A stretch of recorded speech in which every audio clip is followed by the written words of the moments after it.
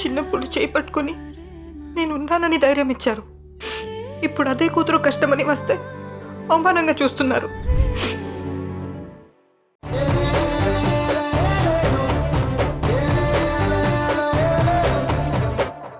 ఆ మధు ఇంటికెళ్ళి తేల్చి పడేస్తా.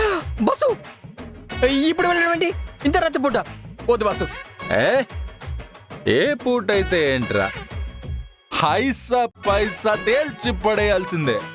పదా బస్సు బస్సు బస్సు బస్సు వద్దు బస్సు, వద్దు బస్సు. రే పదరా,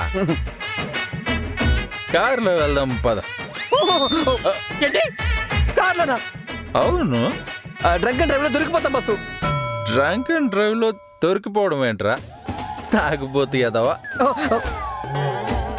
నువ్వు తాగితే నన్నెందుకు పట్టుకుంటారా బస్సు? ఈ మధ్య పక్కన తాగినట్టున్నాడు కూడా పట్టేసుకుంటారు బస్సు.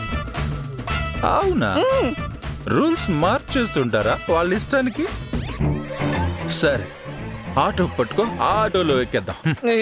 ఇప్పుడు వద్దు బస్సు, ఇప్పుడు ఎందుకు ఇదంతా? ఏయ్, సంపస్తాను ఎదవా. బస్సు వద్దు బస్సు, బస్సు వద్దు బస్సు.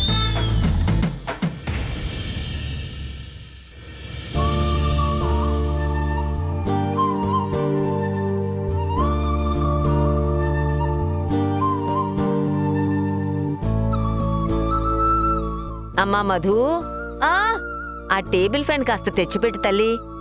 వస్తున్నా.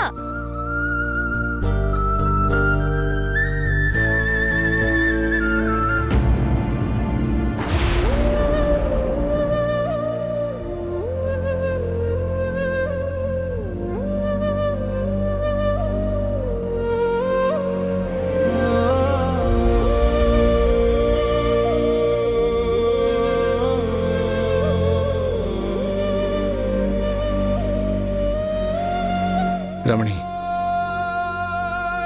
నీకింత వివరంగా చెప్పాక కూడా ఎందుకు ఇలా ఏడుస్తూ కూర్చున్నావు? నాకు మాత్రం బాధ లేదా?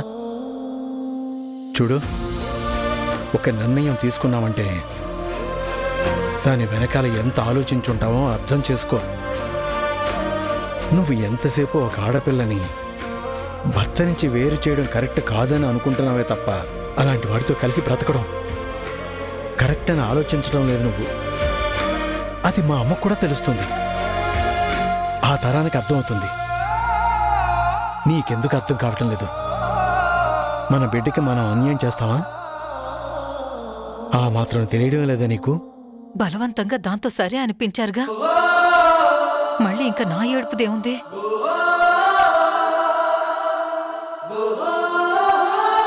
సరే, నేను చెప్పాల్సింది నేను చెప్పాను. నువ్వు ఇలాగే ఉంటానంటే ఉండు, దానికి నేను చేయగలిగిందేమీ లేదు.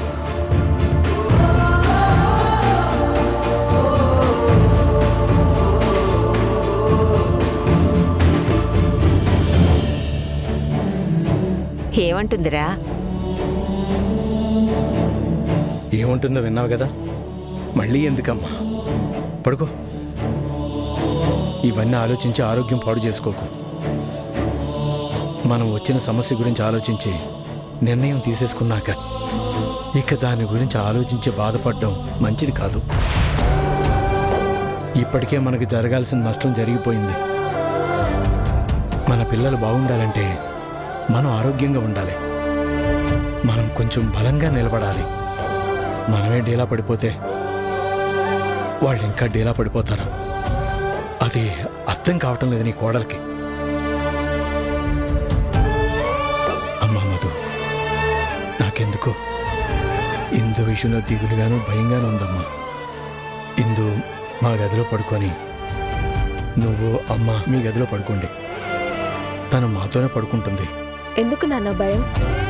లేదమ్మా, ఎంత కాదన్నా కోరుకున్నవాడు. పైగా మనకి చెప్పా పెట్టకుండా పెళ్లి చేసుకుంది.